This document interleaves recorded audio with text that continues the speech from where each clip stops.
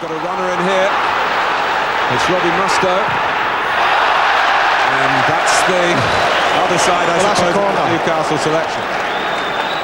I'm sure learning from the approach of Martin O'Neill's Leicester, who worked so hard to get the right result at Filbert Street. Not much more difficult, of course, in an away game. Beardsley, well stopped by Walsh. That's Elliott coming through. So a need to cover for him, and David Batty had taken up the position. In fact, he wasn't required. Middlesbrough couldn't get out. Ginola, tackled by Cox. Penalty for Newcastle United in the 40th minute against Neil Cox. And Ginola, who was booked for diving at Leicester last weekend, is turned upon by Gary Walsh in particular and other Middlesbrough players. Well, I think this is one you have to see again. And I think the referee's got it absolutely right.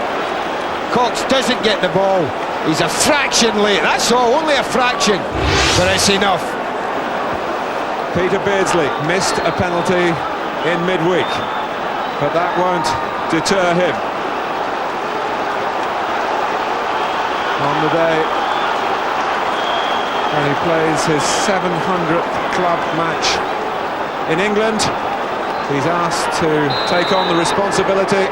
It's Beardsley, 1-0 to Newcastle, and he goes straight to his son. Who wonders what's happened?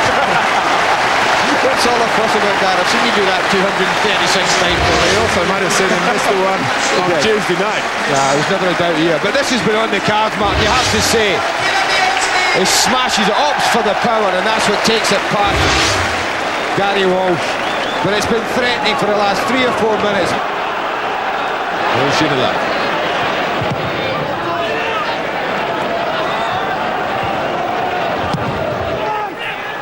Ferdinand Asprilla, good defending by Vickers.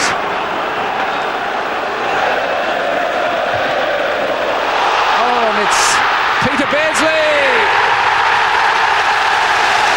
And Middlesbrough had lost their concentration, Beardsley hadn't, and that could be beyond the redress. That's a huge blow, it's a bread and butter clearance, and they just go to sleep. One header down, look at the space that he's coming into. Neil Cox probably thinking, I need to get a goal back, we want to do something a little bit far forward. Newcastle biting in with Elliott. Beardsley on this hat-trick, on this big day for him. And for young Drew Beardsley as well. Everyone must have thought it was going to happen then. Well, it's a goal kick, but I think he's given the corner. Certainly Peter Beardsley thought it was a goal kick. What skill! The reactions from the bench, but also the reaction from Gary Walsh.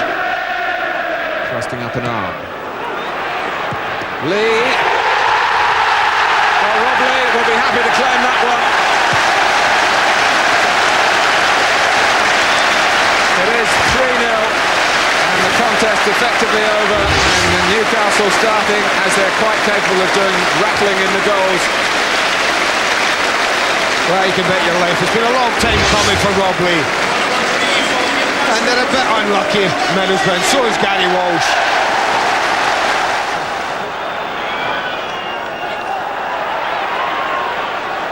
Juninho, and Beck, always hit the bar when it seemed a formality.